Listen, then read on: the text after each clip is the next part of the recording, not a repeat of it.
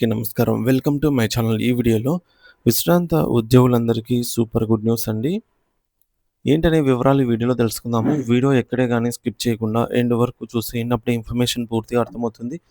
అలాగే వీడియో చూస్తున్న ప్రతి ఒక్కరు వీడియోకైతే లైక్ చేయండి ఫ్రెండ్స్. ఈ వీడియోని తోటి ఉద్యోగ, పెన్షన్ మిత్రులతో అయితే షేర్ చేయండి.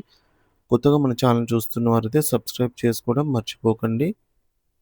సో ఫ్రెండ్స్, ఇక విషయానికి వచ్చినట్లయితే భారతదేశపు అత్యున్నత న్యాయస్థానమైనటువంటి సుప్రీం కోర్టు దేశంలోని లక్షలాది మంది పెన్షనర్ల జీవితాలను శాశ్వతంగా మార్చివేసిన ఒక అద్భుతమైన మరియు చారిత్రాత్మకమైన తీర్పును గతంలోనే వెలువరించింది.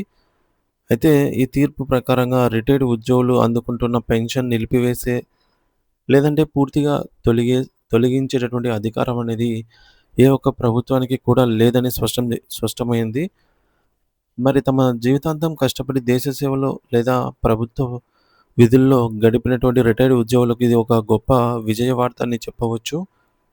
పెన్షన్ అనేది కేవలం ఒక వ్యక్తికి ఇచ్చే ఆదాయం మాత్రమే కాదు. అది ఒక విశ్రాంత ఉద్యోగి యొక్క ఆత్మగౌరవాన్ని మరియు హక్కులను రక్షించే ఒక కవచం వంటిదే అని ఈ చారిత్రాత్మక తీర్పు చాటి చెప్పింది. గౌరవనీయ జస్టిస్ వైవి చంద్రచూడ్ గారి నేతృత్వం వహించినటువంటి రాజ్యాంగ ధర్మాసనం ఈ కీలక మార్పునైతే వెలువరించింది. ఇది నేటికి పెన్షనర్లందరికీ ఒక చట్టపరమైనటువంటి భరోసాగా నిలుస్తుంది. అయితే ఈ గొప్ప పోరాటానికి మూల కారణం డిఎస్ నకారా గారు. ఆయన ఇండియన్ డిఫెన్స్ సర్వీసెస్ ఫైనాన్షియల్ అడ్వైజర్‌గా అత్యంత బాధ్యతాయుతమైన పదవిలో పనిచేసి 1972లో పదవీ విరమణ పొందారు. అప్పట్లో దేశంలో పెన్షన్ వ్యవస్థ ఉన్నప్పటికీ బ్రిటిష్ పాలన కాలం నాటి పాత పద్ధతులు మరియు స్వతంత్ర భారతంలో నెలకొన్నటువంటి అప్పటి ఆర్థిక పరిస్థితుల కారణంగా పెన్షన్ విధానంలో అనేక లోపాలనేవి ఉండేవి. మరి పెన్షన్ అనేది ప్రభుత్వం దయతో ఆహ్, దయతలిచి ఇచ్చేటటువంటి ఒక చిన్న సహాయంగా మాత్రమే భావించేవారు. అది ఒక హక్కుగా గుర్తించబడలేదు. మరి ఈ అసమానతలను చూసి చెల్లించినటువంటి డిఎస్ నకారా గారు, "నేను నా జీవితమంతా దేశం కోసం సేవ చేశాను. నా వృద్ధాప్యంలో నాకు గౌరవప్రదమైనటువంటి ఆర్థిక భరోసా కావాలి" అని గట్టిగా నిశ్చయించుకొని సుప్రీంకోర్టులో న్యాయ పోరాటం మొదలుపెట్టారు. ఈ కేసును విచారించినటువంటి సుప్రీంకోర్టు 1982 డిసెంబర్ 17 ఈ తేదీన ఒక అద్భుతమైన తీర్పును వెలువరించింది. జస్టిస్ వైవి చంద్రచూడ్ గారి నేతృత్వంలోని 5 సభ్యుల ధర్మాసనం ఈ కేసులో ప్రభుత్వ వాదనను తోసిరాజని ప్రభుత్వ వాదనను త్రోసిపుచ్చి పెన్షన్ పట్ల ఒక స్పష్టమైన నిర్వచనాన్ని అయితే ఇచ్చింది. ఈ తీర్పు ప్రకారంగా పెన్షన్ అనేది ఒక ఉద్యోగి యొక్క ప్రాథమిక హక్కు. ఇది ప్రభుత్వం తన ఇష్టానుసారంగా ఇచ్చే దయా ధర్మం కాదు, లేదా భిక్ష కాదు. ఒక ఉద్యోగి తన యవ్వన కాలాన్ని మరియు శ్రమను ప్రభుత్వానికి లేదా సమాజానికి ధారపోసినందుకు ఆ వ్యక్తి గత సేవలను గుర్తించి ప్రభుత్వం ఇచ్చే ఒక గౌరవప్రదమైన ప్రతిఫలం మాత్రమే అని చెప్పేసి కోర్టు చెప్పింది. దీన్ని డిఫర్డ్ వేజ్ అని కూడా పిలుస్తారు. అంటే ఉద్యోగి పనిచేస్తున్నప్పుడు తన జీతంలో కొంత భాగాన్ని దాచుకొని వృద్ధాప్యంలో పొందే హక్కుగా దీనిని పరిగణించాలి. అయితే పెన్షన్ అనేది పునాదిపరమైన సామాజిక భద్రతను సూచిస్తుంది.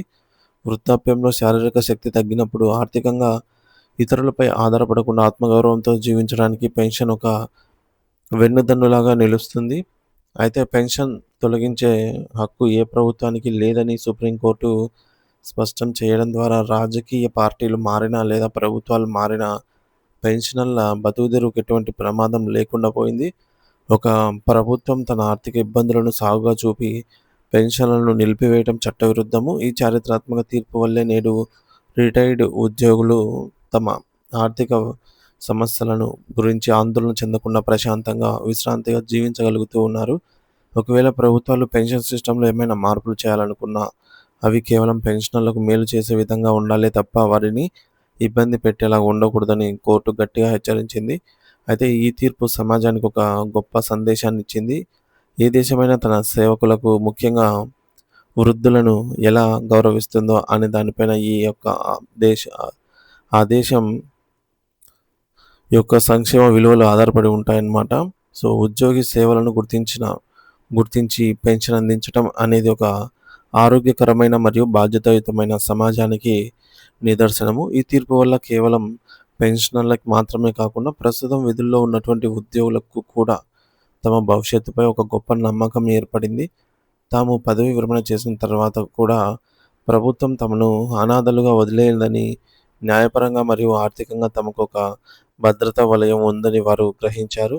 ఈ రకమైన ఆర్థిక భరోసా వల్ల ఉద్యోగులు మరింత సమర్థవంతంగా మరియు చిత్తశుద్ధితో పని చేయడానికి అవకాశం ఏర్పడుతుంది. మొత్తానికి నగారా గారి కేసులో సుప్రీంకోర్టు ఇచ్చిన తీర్పు పెన్షనర్ల జీవితంలో చీకటి కోణాన్ని తొలగించి ఆత్మగౌరవం అనే వెలుగును ప్రసారించిందని చెప్పవచ్చు.